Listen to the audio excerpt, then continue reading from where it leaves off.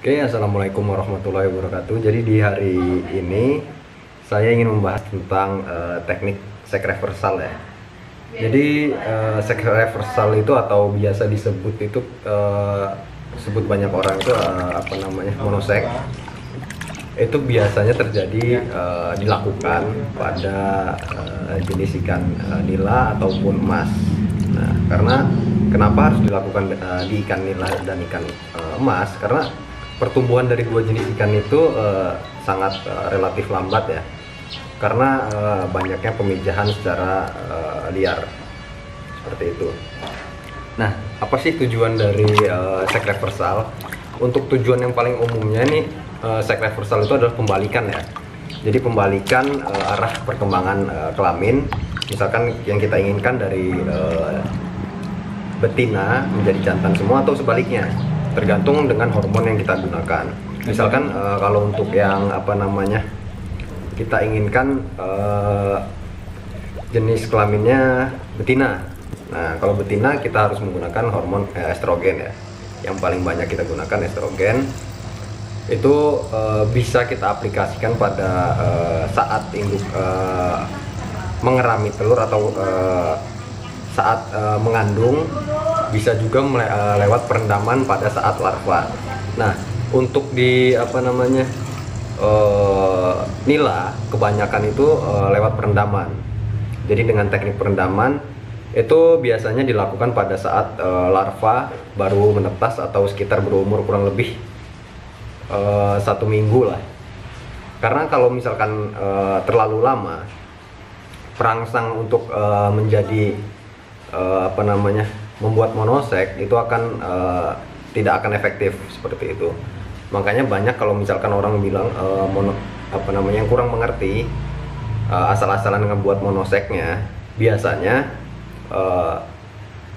teknik ini akan kembali lagi. Misalkan di ukuran besar ikan itu udah di atas sekitar 6-7 bulan, itu akan menjadi normal kembali atau bisa berkembang biak. Nah, untuk tujuan paling utama monosek itu tadi apa namanya salah satunya untuk mempercepat pertumbuhan, dan selanjutnya tujuannya itu adalah untuk mencegah apa namanya pemijahan liar atau pemijahan di luar nikah seperti itu. Jadi tujuan utamanya itu. Karena kalau untuk di ikan nila, ikan ukuran umur 2 bulan sampai 3 bulan aja sudah bisa memijah. Jadi itu yang memperlambat laju pertumbuhan dari si ikan nila, karena kebanyakan terlalu sering melakukan pemijahan seperti itu. Nah, tadi kita sudah membahas tentang hormon estrogen, hormon untuk merangsang monosek menjadi betina. Yang sekarang kita akan membahas tentang hormon androgen. Nah, hormon androgen ini adalah hormon jantan ya. Jadi misalkan kalau misalkan kawan-kawan banyak melihat cewek-cewek atau cewek-cewek lah, kebanyakan ada yang tomboy segala macam. Nah, itu biasanya hormon di dalam tubuhnya itu mayoritas sedikit ada hormon apa namanya androgennya, hormon jantan seperti itu. Jadi untuk mendapatkan hormon androgen ini itu biasa apa namanya banyak ya, bisa dengan menggunakan testis sapi, terus dengan ekstrak kelapa, dan banyak lagi lah. Ada juga saya pernah dengar ada dari ekstrak apa namanya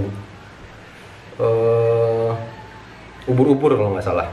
Dari ekstrak ubur-ubur diekstrak baru apanya gitu diambil. Kalau yang kebanyakan digunakan oleh petani itu biasanya 17 alfa metil testosteron yang dijual. Tapi bisa juga kita buat dari testis sapi atau telur dari si sapi ya, telur yang jantan seperti itu. Karena pada telur yang jantan itu banyak mengandung hormon androgennya sangat tinggi. Jadi kita bisa gunakan untuk apa namanya proses perangsangan menjadi monosek. Nah, untuk tekniknya, biasanya kalau misalkan kita gunakan testis itu biasanya ada 2 teknik sih. Yang pertama kita campurkan kepada makanan. Itu kita campurkan, kita racik, testisnya itu kita keringkan full, kita keringkan sampai testis itu benar-benar kering, kita jemur atau kita oven.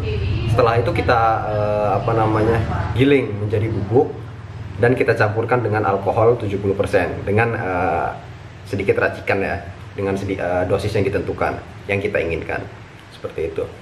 Setelah itu bisa kita masuk kita campurkan dengan pakan, misalkan untuk pakan larva itu CP atau D0 atau Fengli ya, itu bisa kita campurkan, kita bibis dengan kita campurkan secara merata, baru bisa langsung kita berikan kepada ikan. Dan perlakuan selanjutnya juga bisa dilakukan dengan perendaman. Jadi perendamannya itu bisa kita lakukan, nggak usah terlalu lama, karena kalau terlalu lama akan terjadi kurang maksimal lah kepada ikan, yang bisa ikannya mengalami kematian dan banyak lainnya. Kalau bisa untuk perendamannya itu kita lakukan kurang lebih sekitar 10-15 menit. Kita bisa masukkan ke ke kantong plastik, misalkan kita serok nih larva ikannya, kita serok, kita masukkan ke dalam kantong plastik, baru kita masukkan cairannya, atau sebelumnya kita siapkan dulu cairannya, kita campur dengan air, baru kita masukkan si larvanya, kita ikat, baru kita rendam selama 15 menitan lah kurang lebih. Nah, perendaman ini bisa dilakukan dengan jarak 5 hari sekali, bisa dilakukan dengan jarak 5 hari sekali, bisa juga 1 minggu sekali. Untuk perendamannya cukup 2-3 kali saja, nggak usah terlalu sering, karena akan sia-sia ya, karena biasa untuk ikan umur di atas sekitar 20 harian, 15-20 harian, sekitar 2 minggu lebih lah, ikan itu sudah mulai terbentuk kelaminnya.